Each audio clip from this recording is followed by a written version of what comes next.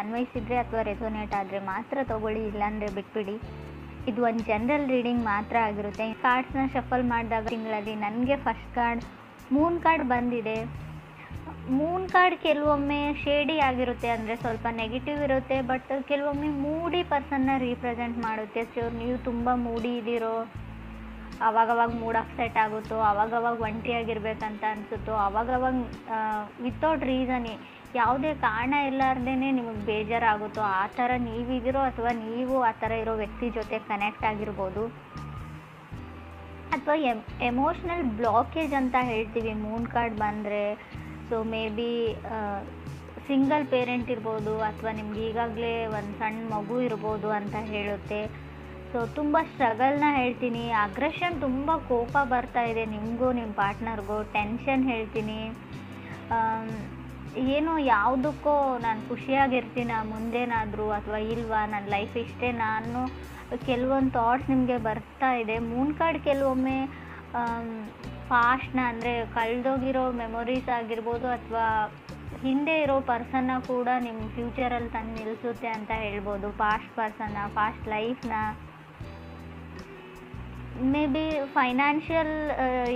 Financially ನೀವೇನಾದರೂ build ಮಾಡಬೇಕು ಅಂತ ಅಂದ್ಕೊಂಡಿದ್ರೆ ಬರೋ 2.5 years ನಿಮಗೆ ತುಂಬ ಒಳ್ಳೆಯದು, ಸ್ಟೆಬಲ್ ಆಗೋಕ್ಕೆ ಅಂತ ಹೇಳುತ್ತೆ. ಹೈಯರ್ ಸ್ಟಡೀಸ್ಗೂ ಕೂಡ ತುಂಬ ಒಳ್ಳೆಯದು. ಬಟ್ ನಿಮ್ಮ ಹತ್ರ ಡಿಸೈರ್ ಇದೆ, ಅದು ನೀವು ಅದನ್ನು ಮಾಡಬಹುದು.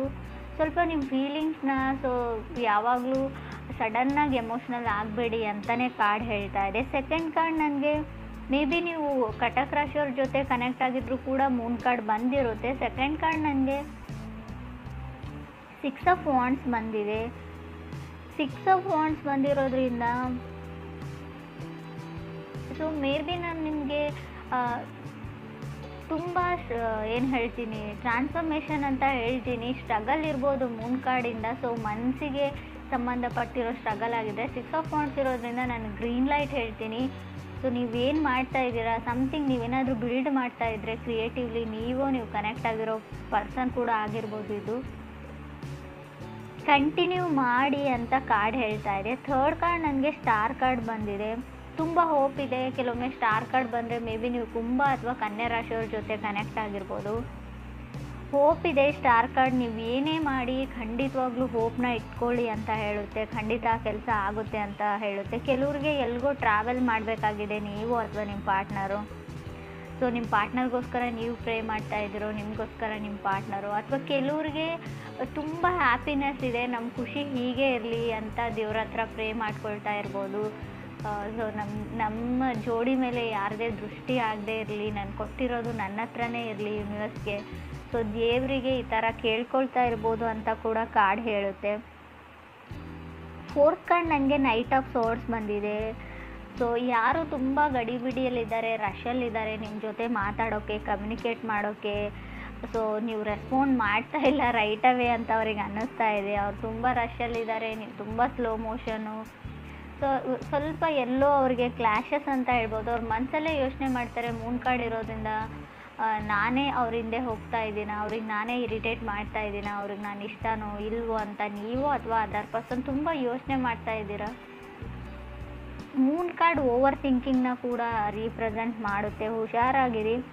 ಫಿಫ್ತ್ ಕಾರ್ಡ್ ನನಗೆ 7 of Swords ಬಂದಿದೆ. ತುಂಬ ಚಾಲೆಂಜ್ ಅಂತ ಅನಿಸೋ ಪರ್ಸನ್ ಜೊತೆ ನೀವು ಕನೆಕ್ಟ್ ಆಗಿದ್ದೀರೋ ಅಥವಾ ನೀವೇ ತುಂಬ ಕಾಂಪ್ಲಿಕೇಟೆಡ್ ಆಗಿದ್ದೀರೋ ಅಂತ ಕಾರ್ಡ್ ಹೇಳುತ್ತೆ. ಸೊ ಟ್ರಸ್ಟ್ ಇಶ್ಯೂಸ್ ಅಂತ ಹೇಳ್ಬೋದು. ನಂಬಿಕೆ ಪ್ರಶ್ನೆ ಇದೆ, ಆ ವ್ಯಕ್ತಿನ ನಂಬೋದಾ ಇಲ್ವಾ ಅಂತ. ಕ್ರಾಸ್ ವಾಚರ್ಸ್ಗೂ ಅಷ್ಟೇ, ಅದರ್ ಪರ್ಸನ್ಗೂ ಅಷ್ಟೇ, ನಾನು ನಂಬೋದಾ ಅಥವಾ ಇಲ್ವಾ. ಸೊ ನಂಬಿಕೆ ಬರ್ತಾ ಇಲ್ಲ ಅಂತ ಹೇಳ್ಬೋದು.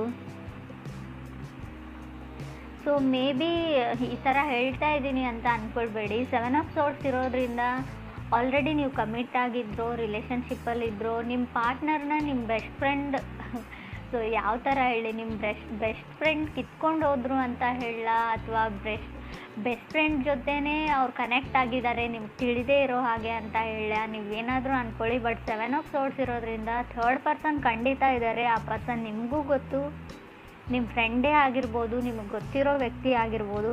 ಬಟ್ ಅವರು ನಿಮ್ಮ ಅದರ್ ಪರ್ಸನ್ ಅಥವಾ ಪಾರ್ಟ್ನರ್ ಜೊತೆ ಕನೆಕ್ಟ್ ಆಗಿದ್ದಾರೆ ಅಂತ ಹೇಳ್ಬೋದು. ಅದು ಆ ಥರ ಮಾಡಿರ್ಬೋದು, ಯಾರ್ದೋ ಬಾಯ್ ಫ್ರೆಂಡ್ ಅಥವಾ ಗರ್ಲ್ ಫ್ರೆಂಡ್ನ.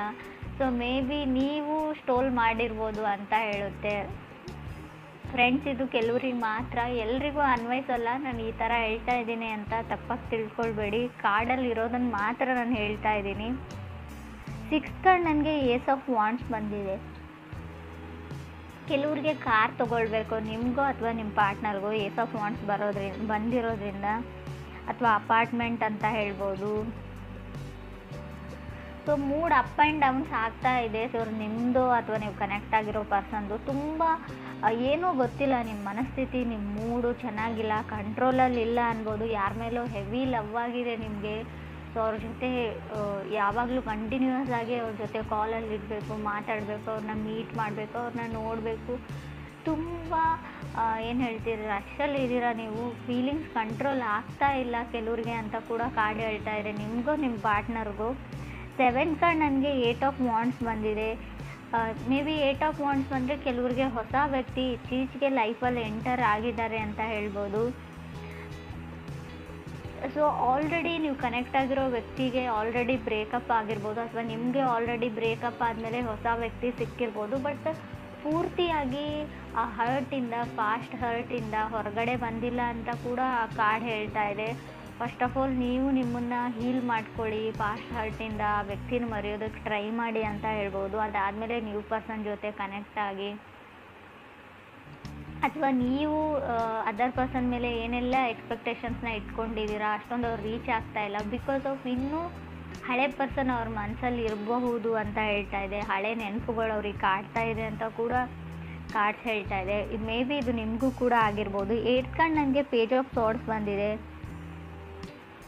ಸೊ ತುಂಬ ಟ್ರಿಗರ್ ಆಗ್ತಾ ಇದ್ದೀರಾ ಇತ್ತೀಚೆಗೆ ನೀವು ನಿಮ್ಮ ಪಾರ್ಟ್ನರು ಕೆಲವರು ಅಂತ ಅನಿಸುತ್ತೆ ನನಗೆ. ಪೇಜ್ ಆಫ್ ಸಾರ್ಡ್ಸ್ ಯಾವಾಗಲೂ ಏನೋ ಒಂದು ಟ್ರಿಗರ್, ನೀನು ನೋಡ್ಕೊಂಡಿದ್ದೀಯಾ ಮಿರರಲ್ಲಿ, ನೀನು ಏನು ಮಾಡ್ತಾ ಇದೆಯಾ, ಏನೋ ಯಾವುದಕ್ಕೂ ಟಾಂಟ್ ಮಾಡೋದು, ಯಾವುದಕ್ಕೂ ಏನಾದರೂ ಒಂದು ಹೇಳೋದು ನಿಮ್ಮನ್ನು. ಸೊ ಆ ಥರ ಇರೋ ಪರ್ಸನ್ ಜೊತೆ ನೀವು ಕನೆಕ್ಟ್ ಆಗಿದ್ದೀರಾ. ಯಾವಾಗಲೂ ನಿಮ್ಮನ್ನು ಟ್ರಿಗರ್ ಮಾಡ್ತಾರೆ. ಸೊ ಒಂದು ಡ್ರಾಮಾ ಕ್ರಿಯೇಟ್ ಮಾಡ್ತಾರೆ. ಸೊ ನಿಮಗೆ ಅಷ್ಟೊಂದು ರೆಸ್ಪೆಕ್ಟ್ ಕೊಡ್ತಾ ಇಲ್ಲ ಕೆಲವರಿಗೆ ಅಂತ ಹೇಳ್ಬೋದು. 9th ಕಾರ್ಡ್ ನನಗೆ 4 ಆಫ್ ಸಾರ್ಡ್ಸ್ ಬಂದಿದೆ. ಸೊ ಹೋಪ್ಲೆಸ್, ನೆಗ್ಲೆಕ್ಟೆಡ್ ಅಂತ ಹೇಳ್ಬೋದು. ನಿಮ್ಮನ್ನು ಅವ್ರು ನೆಗ್ಲೆಕ್ಟ್ ಮಾಡ್ತಾ ಇದ್ದಾರೆ.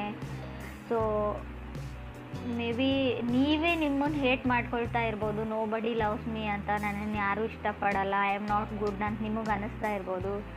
ಸೊ ಯಾವತ್ತಿಗೂ ನಾನು ಏನು ಅಂದ್ಕೊಂಡಿರ್ತೀನಿ, ನನಗೇನು ಬೇಕಾಗಿರುತ್ತೆ ಅದು ಸಿಗಲ್ಲ ಅನ್ನೋ ನೆಗೆಟಿವ್ ಥಾಟ್ಸ್ ಇದ್ದರೂ ಕೂಡ 4 ಆಫ್ ಸಾರ್ಡ್ಸ್ ಬರುತ್ತೆ ನಿಮಗೂ ಅಥವಾ ನೀವು ಕನೆಕ್ಟ್ ಆಗಿರೋ ಪರ್ಸನ್ಗೂ.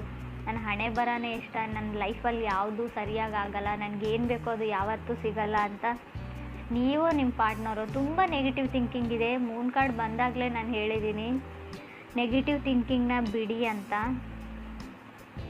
10th ಕಾರ್ಡ್ ನನಗೆ 9 ಆಫ್ ಸಾರ್ಡ್ಸ್ ಬಂದಿದೆ. 9 ಆಫ್ ಸಾರ್ಡ್ಸ್ ಕೂಡ ಅದನ್ನೇ ಹೇಳ್ತಾ ಇದೆ, ನಾಟ್ ಶ್ಯೂರ್. ಸೊ ದೂರ ಇದ್ದೀರಾ, ಡಿಸ್ಟೆನ್ಸಲ್ಲಿ ಇದ್ದೀರಾ, ಮನಸ್ತಾಪಗಳಿವೆ, ಕೋಲ್ಡಲ್ಲಿ ಇದ್ದೀರಾ ಅಂತ ಹೇಳ್ಬೋದು ನೀವು. ಸೊ ಅವ್ರನ್ನ ನೀವು ಬ್ಲಾಕ್ ಮಾಡಿದರು, ನಿಮ್ಮನ್ನು ಅವ್ರು ಬ್ಲಾಕ್ ಮಾಡಿದರು. ಕೆಲವ್ರಿಗೆ ನನಗೆ ಬ್ಲಾಕೇಜಸ್ ತುಂಬ ಕಾಣಿಸ್ತಾ ಇದೆ, ಕಮ್ಯುನಿಕೇಷನ್ ಸ್ಟಾಪ್ ಆಗಿದೆ. ಏನು ಇಗ್ನೋರ್ ಮಾಡ್ತಾ ಇದ್ದೀರೋ ಅಥವಾ ಇಬ್ಬರ ಮಧ್ಯೆ ಲವ್ ಅಂತರೂ ಇದೆ ನನಗೆ ಕಾರ್ಡ್ಸ್ ಹೇಳೋ ಪ್ರಕಾರ.